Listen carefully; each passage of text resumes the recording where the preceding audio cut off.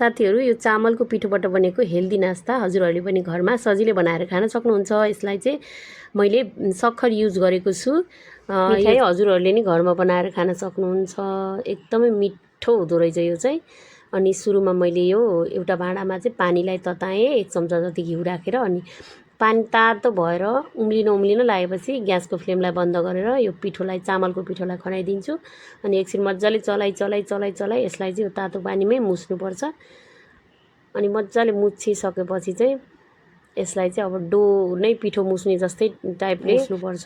त्यस्तो गिलो पनि हैन, साह्रो पनि हैन, ठिकै बनाएर मुस्नुपर्छ। अनि मुछिसकेपछि चाहिँ अब यो पिठो मुछे जस्तै गरी मुस्ने हो। अनि मुछिसकेपछि माथिबाट घिउलाई राखिदिनुपर्छ अथवा तेललाई, जेलाई राख्नु भए पनि हुन्छ। अनि यो चाहिँ अलि अब सफ्ट हुन्छ, हातमा पनि यसो चिप्किने डर हुँदैन। अनि यतिको बनाएर यसरी राउन्ड सेपमा चाहिँ बनाएर साइड लगाएर राख्ने। अनि तेल तताउने, तेल तातो भइसकेपछि यसलाई चाहिँ रातो हुने गरी उल्टाइ पल्टाइ फर्काउनु पर्छ। अनि रातो भइसकेपछि एउटा भाँडामा निकालेर राख्नुपर्छ। अनि यता चास्नी पनि बनाएँ मैले।